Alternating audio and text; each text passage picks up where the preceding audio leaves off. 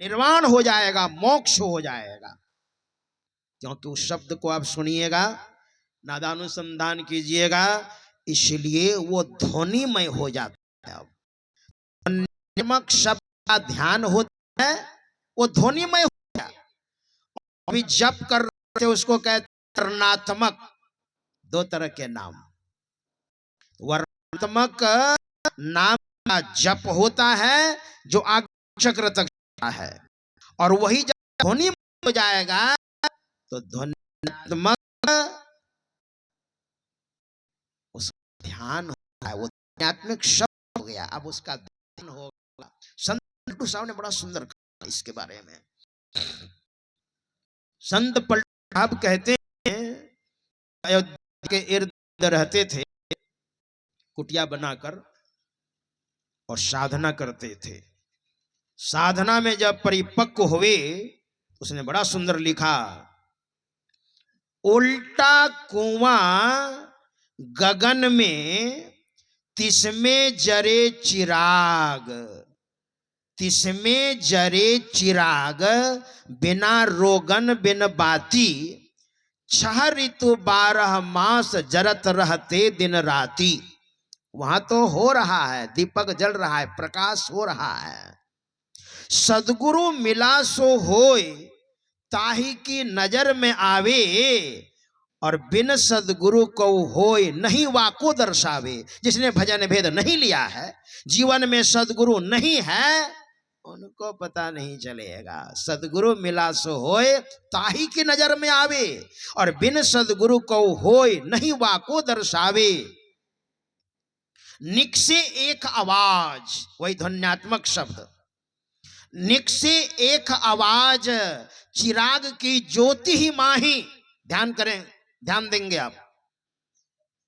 निक से एक आवाज, चिराग की ज्योति ही माही, ज्ञान समाधि सुने और को सुनता नाही, पलटू जो कोई सुने ताके पूरे भाग, उल्टा कुआं गगन में तिसमें जरे चिराग।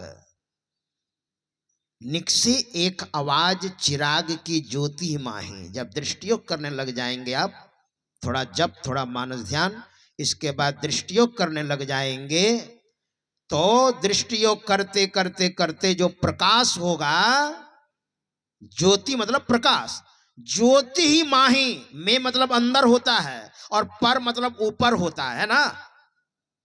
जैसे आप छत पर हैं, फोन आया, हेलो कहाँ हैं, तो आप ऐसा बोलते हैं हम घर में हैं, ऐसा नहीं बोलते हैं। क्या बोलते हैं हम? छत पर हैं। और घर में हैं, छत पर हैं, कहिएगा छत में है, नहीं, छत में नहीं, छत पर हैं। और घर के अंदर हैं तो घर में है, में मतलब अंदर होता है। ज्योति ही माही, उस प्रकाश में निक से एक आवाज, वही ध्वन्यात्मक शब्द। मैं जब नादानुसंधान की प्रक्रिया ले रहा था परम पूज्यपाद बाबा शाही स्वामी जी महाराज से, तो भजन भेद लेने के बाद पूज्यपाद बाबा ने कहने की कृपा की, भोर को ध्यान करना। नादानुसंधान की प्रक्रिया, एक आशा, लकड़ी की आशा, ऐसे हाथ रख करके कान ऐसे दबाना है, सब कुछ बताया।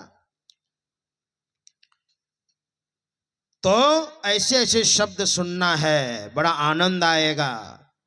एक दिन मैंने किया था, इसके बाद जो बताया गया वो शब्द मेरा खुल गया, और बहुत देर तक बैठा। जिस दिन बैठा ये हाथ जम गया था, खून जम गया था, और मैंने कहा हुजूर बिना कान बंद किए वो आवाज होने लग गई है। सब कुछ मैंने बताया, कहा बिल्कुल ठीक है तुम्हारा, बिल्कुल ध्यान ठीक है ना। वह शब्द ऊपर से आता है, और जैसे आप दृष्टियोग की प्रक्रिया करेंगे, जिनकी दृष्टि स्थिर होने लग गई है, उन्हीं को वह शब्द सुनाई पड़ेगा, वही ध्वन्यात्मक शब्द। मैं थोड़ा सा और ले चलता हूं रामायण में। देखिए, रामायण जो है उसमें बहुत गहराई है। जो सदगुरु के शिष्य हैं, बहुत गहराई है उसमें। उसमें एक चौपाई है, उल्टा नाम जपत जग जाना, वाल्मीकि भय ब्रह्म समाना। रत्नाकर है ना, रत्नाकर किनका बेटा था? जो एक नंबर का दस्यु हुआ। रत्नाकर के जो पिताजी थे उनका नाम था चैवन मुनि, है ना, और मां का नाम सुकन्या। चैवन मुनि सुकन्या का बेटा था रत्नाकर। एक ऋषि की संतान होने के कारण बड़ा दिव्य था, लेकिन गलत संगति में पड़ करके एक नंबर का डाकू बन गया वो। बांग्ला रामायण में है, मैंने बांग्ला रामायण में पढ़ा है, भगवान ब्रह्मा जी सोने का कमंडल लेकर के आ रहे थे और नारद बाबा दोनों, नारद बाबा सन्यासी के वेश में और ब्रह्मा जी भी सन्यासी के वेश में, लेकिन सोने का कमंडल था। उस दस्युओं ने देख लिया, रत्नाकर ने देखा, कहा महाराज ये सोने का कमंडल हमें दे दो। ए बाबा ये बिना हमें दे दो। कहा क्यों दो?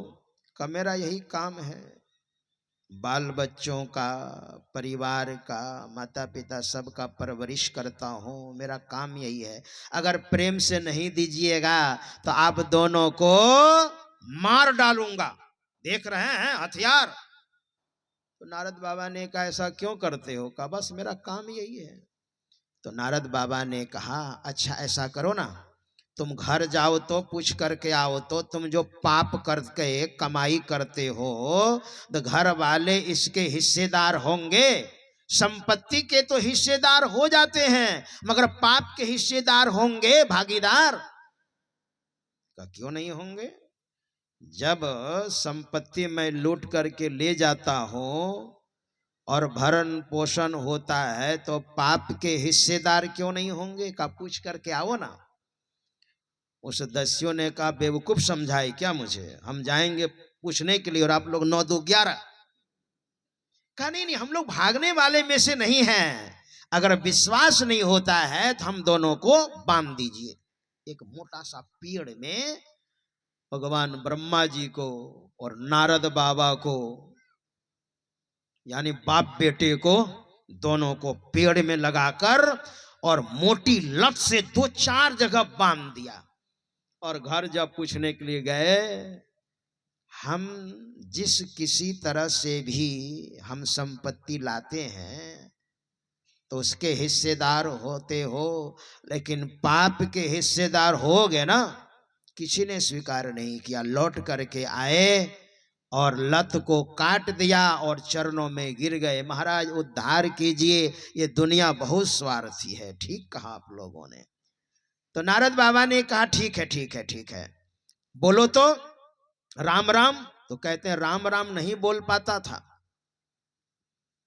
उल्टा नाम। अरे नहीं नहीं राम राम ही बोला है ना। उल्टा का मतलब ये नहीं होता है कि मरा मरा बोलते थे, मार काट करने के कारण लोग ऐसा अर्थ लगाते हैं कि मार काट करते थे ना इसलिए मरा मरा बोलते थे। नहीं नहीं नहीं नहीं, देखिए मरा में भी मोह है, रुआकार है, राम में भी रुआकार और मोह है। तो जो राम नहीं बोल सकता वो मरा भी नहीं बोल सकता। क्या राम राम राम राम बहुत बोलिएगा तो मरा मरा मरा मरा ऐसे उच्चारण होने लग जाएगा। वही मंत्र को बताया और डर के मारे इतना जप किया, इतना जप किया, मूलाधार से चलते चलते मूलाधार स्वाधिष्ठान मणिपूरक अनाहत विशुद्ध आज्ञा चक्र में वर्णात्मक नाम आ गया। और वहां से जब वही नाम जब उलट गया तो वही धन्यात्मक हो गया। तो धन्यात्मक नाम का वो ध्यान करने लग गए और इतना ध्यान करने लग गए, इतना करने लग गए कि शरीर में दीमक लग गई। दीमक समझते हैं? दीमक लग गई तो लोग कुतर्क करते हैं, महाराज एक चींटी काटने से हम उछल पड़ते हैं और दीमक लग गई। तो रत्नाकर को नहीं पता दीमक लग गई कैसे ध्यान बना, उतनी उम्र कैसे उस समय उम्र बहुत होती थी। कितना लोग जीते थे जानते हैं सतयुग में? कृते त्वस्थि गतः प्राणास, जब तक शरीर में अस्थि रहती थी तब तक सतयुग में लोग जीते थे, जब तक हड्डी रहती थी शरीर में। कृते त्वस्थि गतः प्राणास त्रेतायाम मांसमाश्रितः, और त्रेता में जब तक शरीर में मांस है तब तक जिंदा रहते थे। द्वापरे रुधिरम चैव, और द्वापर में नियम बदल गया, जब तक शरीर में रक्त रहता था तब तक जिंदा रहते थे। और कलयुग में कलो वन्ना दिशो स्थिता, कलयुग में जब तक पेट में अन्न है तब तक जिंदा रहते हैं। सुबह खाया शाम तक अगर नहीं मिला, अरे राम हमें तो चला भी नहीं जाता है, हा? उस समय बहुत जीते थे, इसलिए दिमक लग गई। तो नारद बाबा ने सोचा मेरे शिष्य का क्या समाचार है, जरा पता लगाते हैं। वही पता लगाते लगाते जब आए ना, देखते इसी जगह बैठा था ध्यान में। यहां तो वो दिखता नहीं है, लेकिन बहुत ऊंची जगह हो गई, मिट्टी, दीमक ने वो कीड़ा जो है मिट्टी चढ़ा दिया है। तो उसको, मिट्टी को नारद बाबा ने हटाई, दीमक को हटाई, और तब रत्नाकर जगे। तो हे तुलसी बाबा ने लिखा है, क्योंकि तुलसी बाबा बहुत ध्यानी पुरुष थे ना, जगह जगह पर उल्टा नाम जपत जग जाना। उल्टा मतलब वही नादानुसंधान किया, वर्णात्मक नाम का जप किया, और वही जब आज्ञा चक्र में जाने के बाद ध्वनिमय हो गया तो उसका ध्यान किया, और उस शब्द में बहुत मिठास है, लंबे समय तक करते रहे। तो बल्मीक, बल्मीक संस्कृत में दीमक को बल्मीक बोलते हैं, है ना। तो बल्मीक को जो हटाई तुलसी नारद बाबा ने, तुलसी बाबा ने लिख लिया, उल्टा नाम जपत जग जाना, वाल्मीकि भय ब्रह्म समाना। बल्मीक से वाल्मीकि, जैसे गंगा से, गंगा मैया जहनु ऋषि की जांग से निकली, जब पी गए थे तो निकाला, तो जहनु से जाह्नवी, भगीरथ ने गंगा मैया को लाया तो भगीरथ से भागीरथी गंगा का नाम पड़ा। उसी तरह से बल्मीक से वाल्मीकि, चूंकि बल्मीक से जन्म लिया, तो वही उल्टा नाम का मतलब ये होता है। और इतना पाप किया था, मैंने सुना है, पढ़ा तो नहीं, 7 गाड़ी जनेऊ सिर्फ हुआ था, मतलब जनेऊ वाले को मारा था, द्विजातियों को, और सबको कितना मारा होगा बिना जनेऊ वाले को, और वो भी ब्रह्म के समान हो गए। अगर इतना गड़बड़ सड़बड़ कर्म हो भी गया है ना, तो इस सारे पाप ध्यान योग से विनष्ट हो जाएगा।